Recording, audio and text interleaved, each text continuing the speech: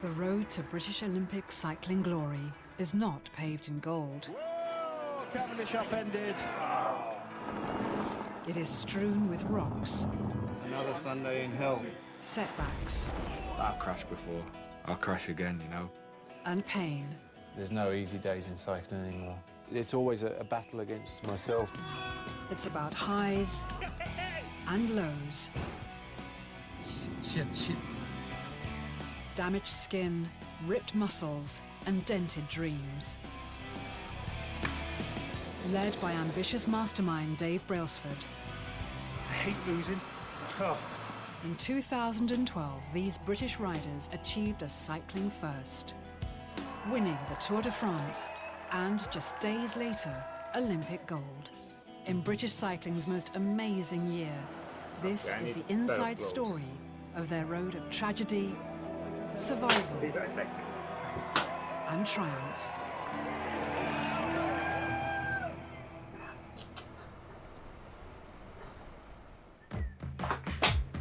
So, welcome everyone to the stream of Cadence understanding. 10 minutes of fun. 3 months into the season, Dave Brailsford's star riders take win after win after win. 5 times 1 minute. But these Standing. giants And cannot win that's alone. They need strong support riders, Ironmen, known as domestiques, to smooth their path to glory. Well, a domestique is essentially the engine room of the team, so they're absolutely fundamental to the whole sport. Looking But together. they're more important than the people that win the bike races, really. Without them, I would be incapable of winning something like the Tour de France. It's easy for a non-cycling fan to look at cycling and think it's an individual sport. It's a massive team sport. I'm just part of a machine, you know, put into a position that works most effectively to win. Domestiques provide protection and shelter. Right, tailwind. They ferry food and drink That's gas bottle. and position the star riders for the best possible finish. Dave and his management team have carefully secured some of the world's best domestiques to give the best chance to the lead riders. Are we going to the Tour with the best team? Yes. Scrutinising their performance in the 34 races run before the Tour de France, Go, go, go. Dave wants a team of domestiques who outperform everyone on the circuit. We thought about maybe creating the best team within the team, which would then optimise our chances of winning. We'd like to think that the domestiques in Team Sky are good enough actually to be riders who could perform in their own rights. It's quite a sacrifice. The Tour de France is Dave's holy grail. But for many cyclists, there is a one-day race that's even more sacred. Paris-Roubaix. It's a race that pushes even the toughest riders to push themselves to their limit. Its winners are treated with reverence and enter the cycling annals of fame. If you win that race, you really become into history. It means a lot. It's special. It was my favorite race, and so many riders have the same feeling. I generally like racing that race. I love it. First run in 1896 and menacingly referred to as the Hell of the North, Paris-Roubaix is one of cycling's greatest prizes. It's a 257-kilometre bump across rough, cobbled farming roads and finishes in the Roubaix Velodrome. Renowned for its crashes, it's a race that only the hardest men complete. On average, only a third of the starting riders survived to cross the finish line. To line up in Paris-Roubaix, you know you're in for a hard day out. It is really punishing. You feel it for a week. Everything is hurting, your whole body. You know that it's going to be a long, arduous race that builds up crescendos at the end. It's got such history. Hard race. Be right back. It's the day before the race, and the supporting sports director, Tacx Knaven, a former Roubaix champion, is here to assist preparations. So we'll have 7 minutes warm-up. In 2001, Tacx won here, earning him a place in history. Forward by He's uniquely equipped to 1 help minute the per 1 supervising minute. sports director, Stephen de Jong, Standing test the team on the demanding for 1 minute cobbles. lower effort. Spinning for 1 minute high effort. The boys are gonna do a recon of Paris-Roubaix. And it's important, yeah, to check the tire pressure, what feels best, and also to fresh up a little bit their minds, like how the race will be.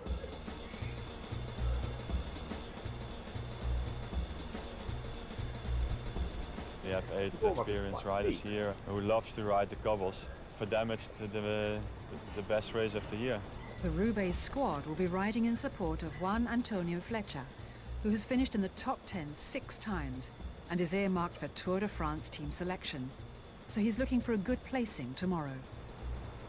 Every Roubaix you race is like a book of stories. If I win one day Roubaix, it's going to be an amazing experience for me. Fletcher's bid for glory would be supported by a team of domestiques, including Matt Hayman. Fletcher probably deserves to win this race. I mean, he's one of the most consistent Roubaix riders, and he hasn't won it. For me to be personally responsible for someone else to win it on my team, that'd be pretty fantastic. Matt joined the team to ride with Bradley Wiggins in 2010. His 12-year career as a domestique began at a time when the sport was mired in drug scandals. I came into it in that period and I just said, well, it's better just to make my money being a good domestique than because I've had a feeling what a leader needed to do and I wasn't willing to do that. Sure, if you do win, that's great and you get paid a lot of money, but it was a bit safer just to sit back. I think times have changed now. The end of the recce of the cobbled course takes surveyors back to the legendary Roubaix Velodrome. Here, his own win is recognised along with other champions, each name immortalised on the side of a shower stall. Here it is. You see, I walk there. It's nicer. Yeah, that makes you really proud and happy, of course, and yeah, you're part of the history of this race, and that's, yeah, of course, that's really nice.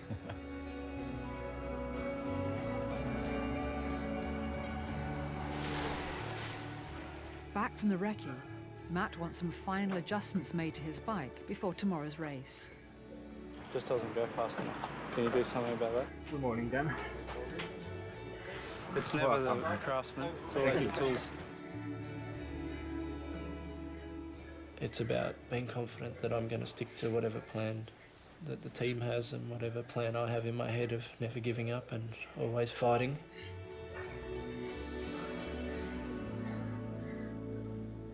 Dawn breaks on race day. Matt knows he's got a big job helping Fletcher and managing his own energy through the demanding course. You start with a big bag of sand, and you stick a knife in it and the sand drips out, and at the end that's your energy, you know. If you start sticking too many knives in it and the sand falls out too early, you run out of energy. So you really have to control the use of that energy.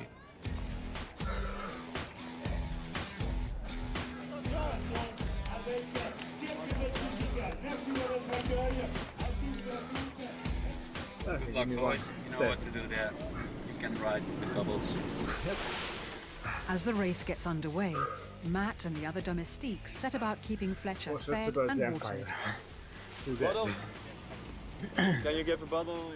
Before long, the first section of cobbles reminds everyone of the hell they're in for. Soon the rough rocks have taken their toll on Matt's bike. What's up, Matthew? Full bikes. And when I stop pedaling, it's squeaking. Full bike to me, right? Stephen. Yes. Running repairs made on the move allow Matt to rejoin the race. Okay.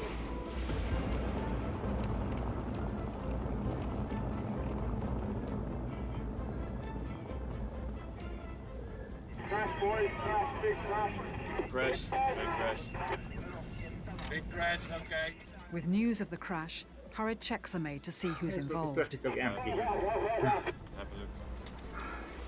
It's not in the worst choice for today. Somebody involved in the crash? DJ, I got 4 behind, but I'm okay. Is everyone else in front? I'm behind. Matthew is behind. Fletcher was in front of the crash, but Matt was caught behind, so he has his work cut out to catch up. Okay.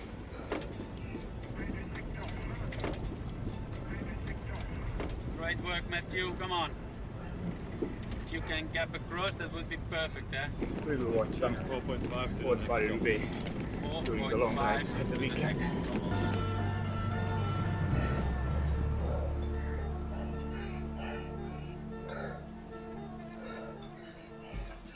Getting back into the race over jolting cobbles pushes Matt beyond his pain barrier. The moment everything's not going right, all of a sudden that pain turns to unbearable pain. And it's 1.5 till the second part. You can ride on the pain a little bit. When you get to that point where it snaps and you can't take it anymore, then all of a sudden the pain seems to be a hell of a lot more. So the pros have pain barriers as well. Belgian rider Tom Boonen makes a break from the pack. Fletcher is in a strong position and gives chase. Come on, guy, you're doing good there. Come on, come on. Boonen enters the velodrome with a commanding advantage and takes a glorious win. Fletcher comes in the following group in fourth. There's still 8 riders in front. 8 riders in front. After 6 hours of bone-shaking discomfort, dirt and dust in support of Fletcher, Matt enters the velodrome and comes in 8th, a personal best.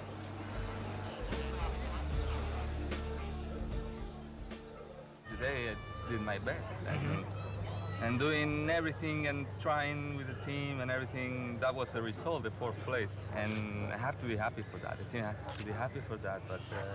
But of course, it's not a victory. Yeah, Fletcher was super strong. Yeah, unfortunately, he's not on the podium. Fletcher was good again, as always. And we got caught in this bone and went really early. And we got caught between a rock and a hard place. So, gave it everything. We keep chipping away. Obviously, you saw how strong we were as a team today, but it'd be nice to win one of these. Here's my wife. She'll probably go and have a chat. Hi, love. How are you? How are you?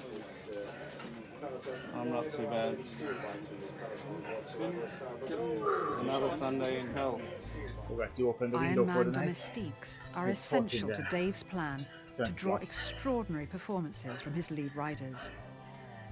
It's a full-on existence for a domestique, and you know they're really hard-working guys, and the team couldn't function without them.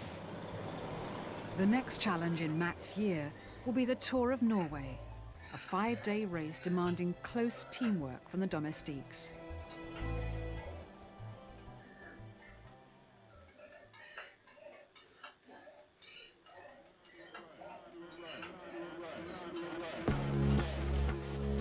The team's next race will be the 5-day Tour of Norway. Dave has chosen Matthew Heyman and 2 other domestiques for the squad. 3 riders with different skill sets. Matt is the master tactician. With 12 years as a professional, he will control the overall race plan with the sports directors. Feels like it's tail or at the moment, but not too much. Luke Rowe, the apprentice, is in his first professional season. At 22, he's the youngest domestique, hoping to fuel the engine room of Dave's ambition. As ready as I'll ever be. Good to go. Michael Barry is one of the team's elder statesmen. He sets the pace during races, but at 36, this could be his last year. It's gonna be good today, guys. Races like Norway, run in several stages, provide the perfect training ground to hone stamina, speed, and tactics. It's important to get the bits of the jigsaw to come together, ride together, and ride to win. Let's go for 5. 1, 2, 3, 4. Oh, almost. A week before Norway, at home in Spain, Michael is recovering from a bad crash earlier in the season. Way too much. In the center. I broke my elbow, basically, and I also fractured my femur and a couple ribs. So I was essentially, for 4 weeks, I was in a wheelchair. That 4 weeks off the bike was pretty much, I think, thinking back, I don't think I've ever been off my feet for that long a period in my whole life. Michael's aware that new injuries now could hasten his career's end. It scares me. As I'm getting older, I see my generation, kind of there are fewer and fewer of us with each season. So it's something that I've become aware of in the last couple of years. You know I'm going away to the race tomorrow, right? Yeah. And then? You come home. That's probably my favourite film, Twin Town. It's based in Wales, so anyone in Wales who hasn't seen that, it's well worth a watch. For apprentice Luke Rowe, the Tour of Norway represents a massive opportunity. Only 5 months into his first professional season, his performance will be under close scrutiny. You're like sort of anxious for the race. It's in the back of your mind. You're thinking about it, how it might pan out, but you know you don't really want to be thinking, oh, what if this happens? What if that happens? You just got to stay relaxed and go into it and do your job. And if you do your job the best you can, then that's all you can ask for. Riders spend long periods away working, so time spent at home is brief and highly valued. Don't think he has much of an idea of what I do. Do you? No. No. Matt's catching up with his wife and young son. Me being a more mature rider in the team is also, with fatherhood at home, pretty much goes hand in hand. I hope to think that in a race I'm pretty hard when I have to be, but I can also be caring at home and a good dad, I hope. Matthew wants to be good at anything he does, so he tries really hard at anything he does, so he's a great dad. He's also a very good bike rider.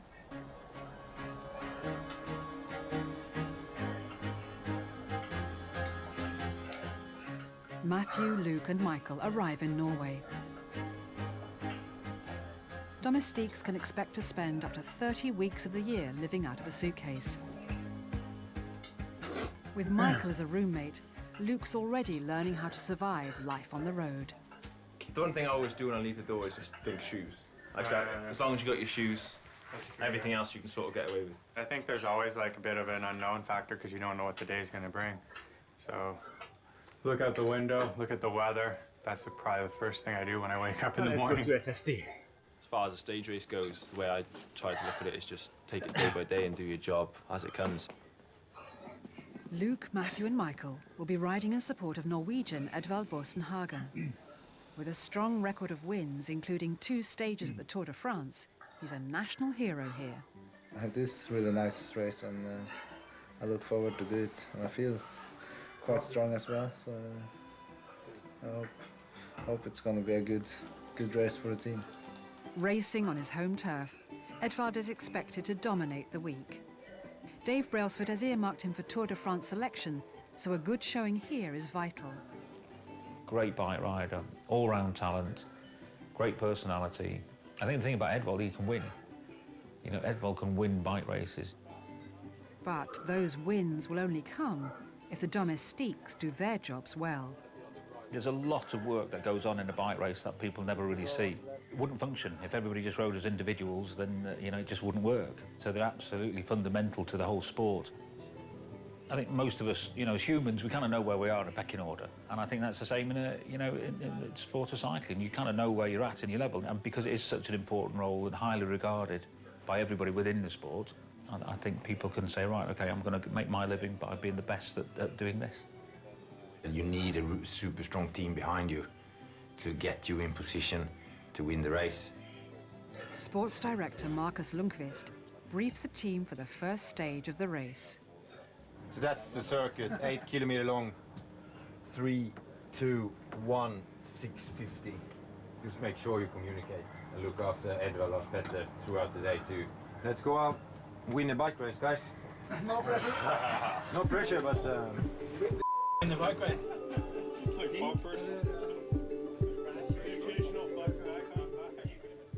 The domestique is there to get the leader as far as possible, as fresh as possible.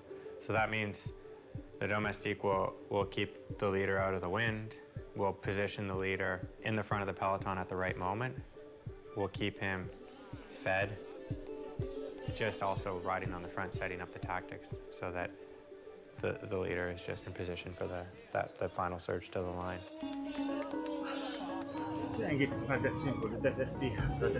Stage 1 begins. It is a grueling 185-kilometer marathon from the city of Sandfjord to the country's oldest city, Tonsberg. Okay, good luck, man. As the team's most experienced domestique, Michael puts himself on the front of the group to control the overall race pace. 70 kilometers riding into the wind. This helps conserve Edvald's energy by as much as 30%. When the heavens open, the domestiques mobilize. Matt, Luke and the rest of the domestiques drop back to the team car to collect food, drink and waterproof clothing for Edvald. Yeah. Edvald's gloves? Yep. A rider can burn off 7,000 calories during a stage. Domestiques shuttle back and forth to the team car to keep Edvald fed and watered. With 2/3 of the race complete and the weather improving, Matt's role as tactician comes to the fore. He relays updates, strategies and potential hazards to Edvald in preparation for the final sprint. They say there's some slippery white paint on the circuit. It was Nick said, so you just tell them and watch out. Matt's a good leader. He's a great team player. He's very disciplined. He's a positive guy. He's a fantastic bike rider. The absolute epitome of what you want in the heart of your team is those type of characters. After 5 hours of labour in support of the star, the domestiques drop back. It's now down to Edvald to make their work count. Good going so far. Despite the domestiques' best efforts, Edvald can only manage 3rd place.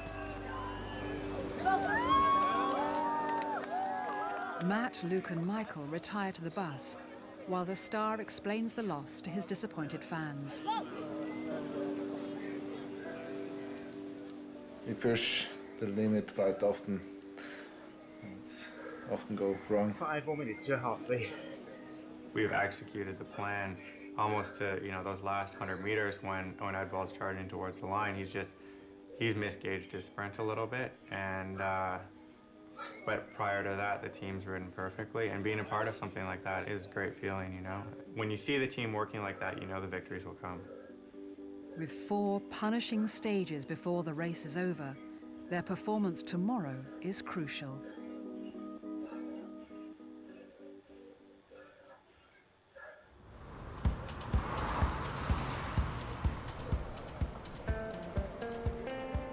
Dave Brailsford's team is in Norway.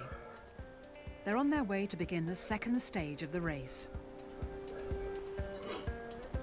Riders can spend 200 days away each year. With hundreds of kilometers still to go, the tour assumes a familiar pattern. When we're away racing, we live in a bubble, and I guess it's probably what clowns feel like when they're in a circus moving from town to town. There's a whole rhythm to it, and you fall into that rhythm. It's a strange place to be. I'm lucky enough to have this second life where you travel around and you're a bit of a rock star for a while. But often after you've been away for 1 or 2 days, and if you're starting to get tired, that's when you miss home and miss your family. It's certainly hard at times, and you know, spending as long as 6 months away from home, sometimes it does test you a bit, but no, I mean, you know, living a great life, and I couldn't ask for anything more. Today, the Norwegian fans are out in force, and there's only one name on everyone's lips.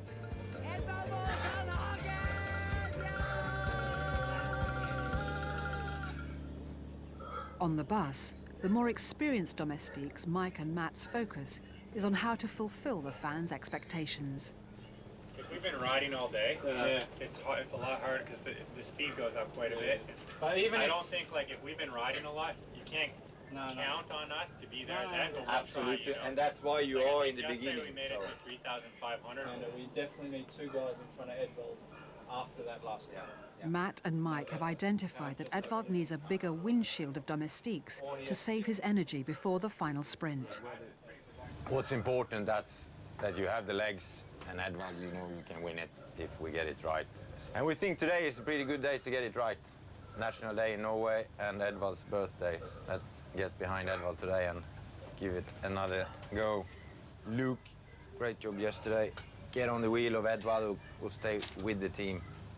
Matthew, Michael. Luke will be part of the lead-out a task for the fastest domestiques who will shield Edvald until the last 150 metres. As a new professional rider in his first season, Luke still has a lot to learn, but he's already impressing his team. He has a good eye for cycling. He has a fantastic working morale. There's never a problem with Luke. If you ask him to do something, he will do it. For someone like Luke Rowe, you know, he couldn't ask to be in a better setup for a first-year professional in terms of having the sort of riders that are around here, in terms of being role models for him, the sort of support staff that I would only have ever dreamed of in my first year as a professional. I think when you're young and you just stepped up, you're still on that voyage of discovery. You don't know how good you can get. So he's just going to be full of ambition and full of belief and think, right, you know, why can't I just keep getting better and better every year, getting stronger and stronger and stronger, and get to the top of my game? Luke spent years on the amateur circuit before getting to this place. I remember getting a phone call, you know, saying, you know, we'd like to offer you a contract, and it was just probably one of the, you know, proudest moments of my life, you know, to get a place on this team. I always wanted to be a professional cyclist. It's always been my passion. I've always watched it and loved it, and I was never much good at class. I was always staring out the window and staring at a blank sheet of paper, so now it's what I've always wanted to do, so it's a perfect job for me. Luke's love of cycling has been nurtured by his parents from an early age. The earliest one really would be this one, with his little toy tricycle. And then this one here, it's a bit more serious here because this was his first ever race, I guess. This is Luke. He won the overall, so he's there with his trophy, all very proud. And here is Cav, and he'd won his age category. So who would have thought when that was taken in 2001, 11 years later, how things have turned out. Luke's dad, a cycling fanatic himself, is enormously proud of his son's success. You know, we're really close. If I'm not careful, I could end up, you could end up stalking your own son. You know, and I think it's just important to just to leave him get on with it. You know, I mean, I'm as proud of him as any other parent is, but I don't want to live my life through him, and I want him to be his own man. There's no doubt Luke's job for the next year: keep his nose clean, keep doing his job, keep getting the bottles, keep getting the capes, keep sheltering from the wind, and slowly move up the ranks till hopefully one day it'll be his turn for someone else to get the bottles for him. Luke recognises that day could be some way off. As a novice domestique on the professional circuit, prize-winning opportunities are few and far between. It's a bit weird, you know, to a certain extent. It's the better you get, the less you win. Like as an under 12, under 14, under 16, you go all around the country and win, I don't know, 10, 20 times a year. And then as you get junior and it's a step up, you win 5 times a year, and then an amateur, you win like 3, 4 times a year. And now it's a pro and you haven't won. Today, once more, Luke's duties are to his star. Stage 2 is a 163-kilometre slog that will take the team from Norway's capital city of Oslo to the riverport city of Drammen. After yesterday's unexpected loss, the national hero is looking for victory. The pressure is on. Nice weather. Good to go. Good luck, guys.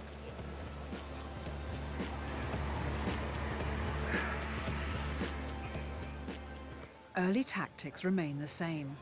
Michael rides on the front of the group, controlling the overall race pace. Good job.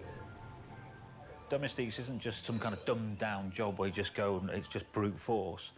There's quite a lot of guile and knowledge needed, and I think that's what you got in Michael Barrett. In a stage that will take around 6 hours to complete, competition is slow to show itself, and the mood is light. There are different sensations and emotions in the different parts of the race. When we're just cruising along, just a steady tempo in the group, there's this sensation of camaraderie. You chat with the other guys. While Michael rides up front, Luke, Matt and the rest of the team protect Edvald from the competition. At every stage, strategies are reworked. At the car, Matt is discussing the final sprint with Marcus. Left leg is the shitty. Yeah, start with Luke, like we talked so about. much stronger. Then it's perfect. Okay. Good luck, guys. With tactics in place, Matt, Luke and the rest of the team begin to assert their influence on the race, moving as one to take their spot at the front of the group.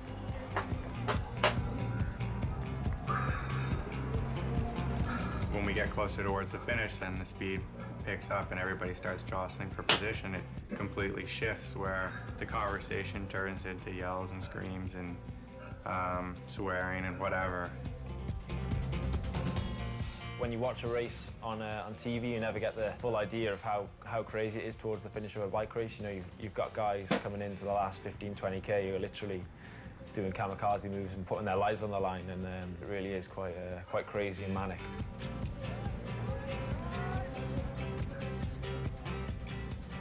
Near the end of the race, the team carry out the lead-out plan and accelerate towards the finish. Okay, you're passing 1K to go. Edvald shelters behind Matt and Luke.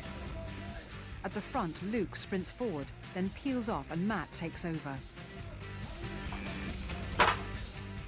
As Matt finishes his sprint, he looks back to check Edvald is ready. 2 down, 3 to go. Hey. He then peels off, leaving Edvald to charge to the line. No, I don't.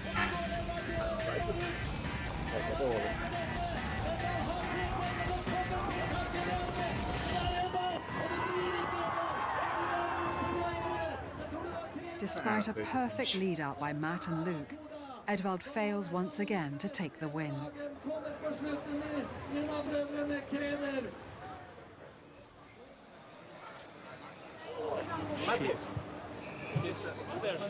The dejected team retire to the bus.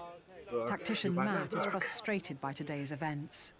Just a shame that we can't seem to win a stage with Edvald. It's getting a bit repetitive. Seem to be doing everything right, just not happening. So let's see tomorrow. Tomorrow's a different story.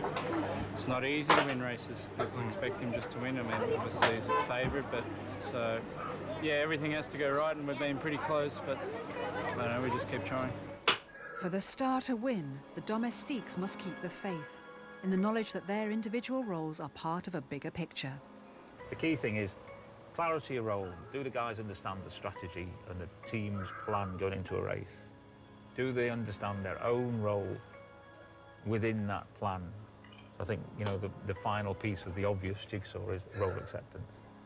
The self-sacrifice will become even greater for Matt, Luke and Michael in the next, toughest stage of the race.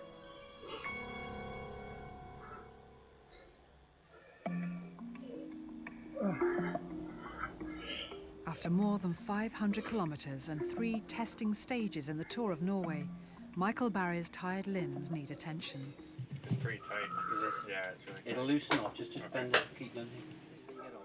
It's a punishing sport, and Michael's 16-year career has taken its toll. 2 more. Family life also suffers on the professional circuit.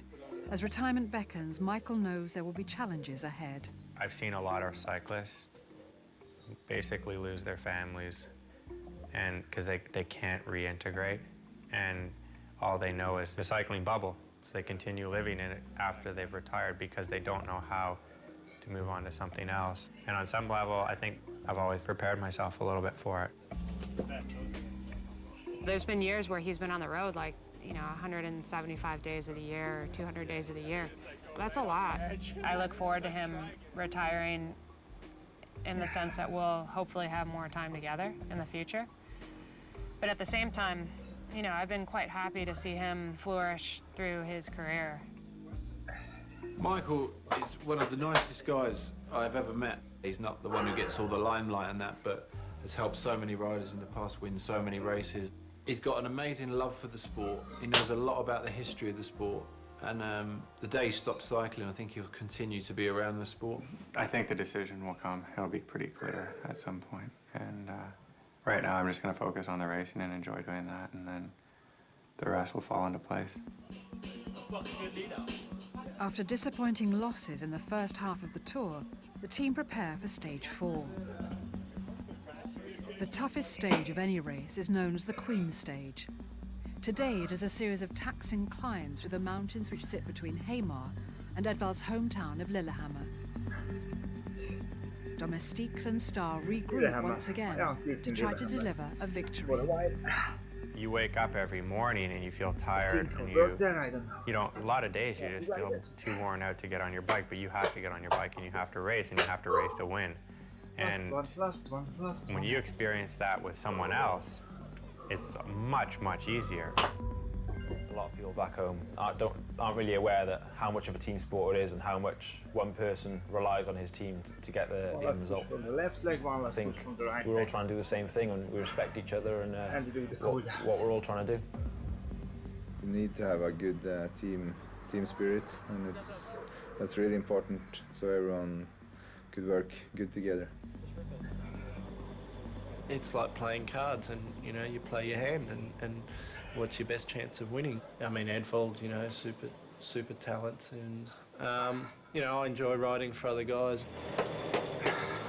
Okay.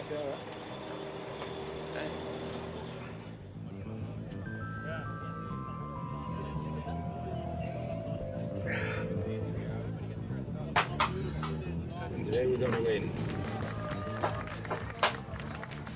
Team Sky taking care of stuff. With the pressure on for a much-needed win, it's not long before Matt has his hands full, keeping an enthusiastic but inexperienced Luke from chasing after any competitor who overtakes them. Luke started chasing down groups of 6. Yeah. And I said, no, just let him race, and we can't control that. The punishing mountain climbs are separating the groups, but the Domestique's strength keeps Edvald in contention at the front of the race. Green edge attacking. Guys getting dropped. Matt gets updates on weather conditions to relay to the rest of the team. Feels like it's tail or at the moment, yeah, but not too much. It's like this then. They're controlling it pretty well. Yeah. At the end of the climbs, Edvald is in a great position, and the Domestiques drop back. Very good job, guys. That was good. Luke and Michael are pleased with their efforts. When I've done my job and I'm floating to the back of the peloton, and you can see the 3 or 4 guys charging ahead, to me that's like, it's really nice to see the team working like that. I always knew coming into my first year as a pro, it wasn't going to be me crossing the line with my hands in the air, but you know, when you sort of when you really commit to the team, you sort of get a sense of achievement as well, and you get a buzz off that. It's good to use both. In the closing stage of the race, Edvald and rival Simon Clark have made a break from the rest of the pack.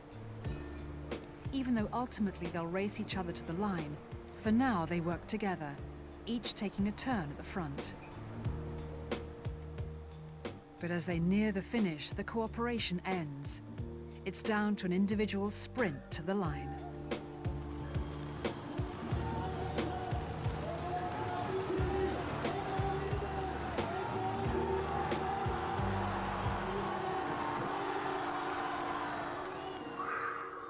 At last, the Domestique's painstaking groundwork pays off.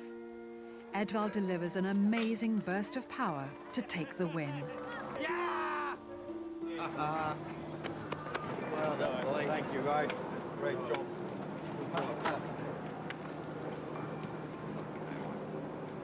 Okay.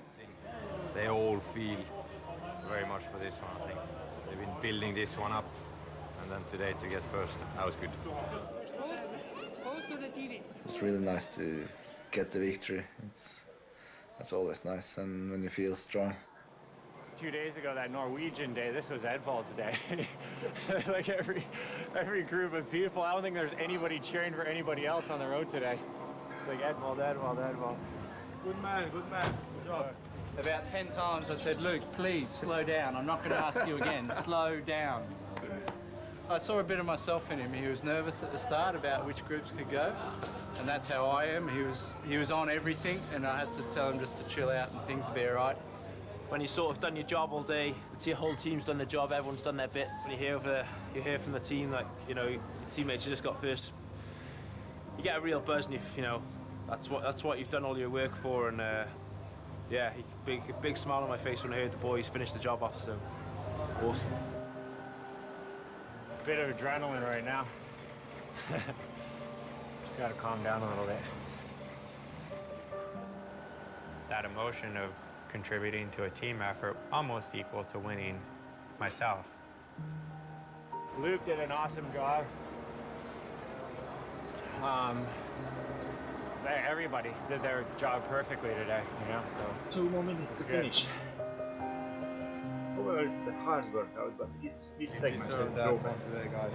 So, I mean, all of you guys. you have to pull yourself together for each. Perfect day. Edvald secures the leader's yellow jersey and goes on to win the tour overall.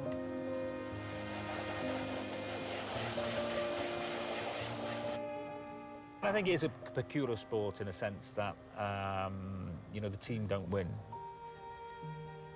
You know, the individual wins, despite the fact that you cannot win without a team.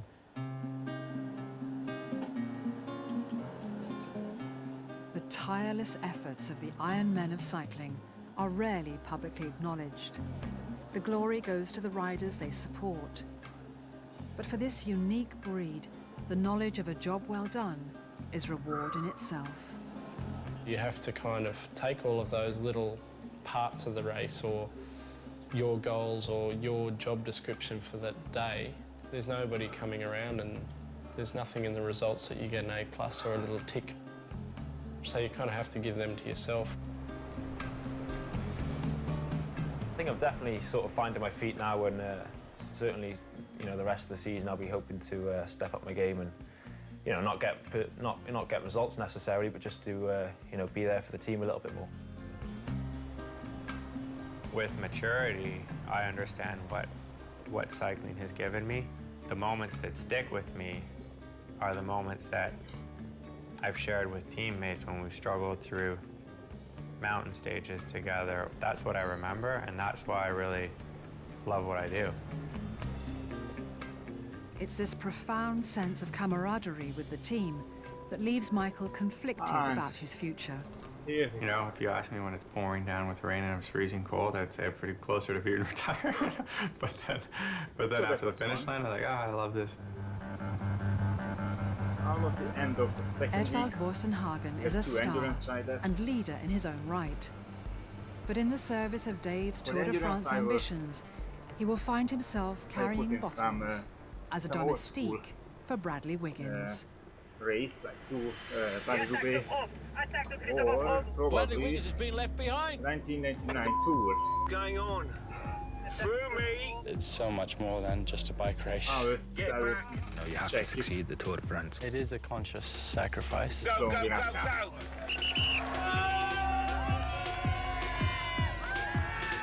I mean, I'm sure it's long Mission enough, complete. But 6 hours, then you can cover the 2 days. We will see, right? I'm just rolling to the 23rd kilometer. Let's see what we did here. It's almost 2 slices of pizza. We had the warm-up. Yeah, I had to change my fan. I just started the warm-up. And the warm-up was quite steep, to be honest. Then we had some FTP and Zone 2 switchbacks. 1 minute for Zone 2. It's either standing up, then sweet spot, then one leg pedaling. And then those one leg pedaling parts was The road kind of to crazy, British Olympic cycling glory is not paved in gold. Cavendish upended. It is strewn with rocks, Another Sunday in hell. setbacks, I've crashed before. I'll crash again, you know. and pain. There's no easy days in cycling anymore. It's always a battle against myself.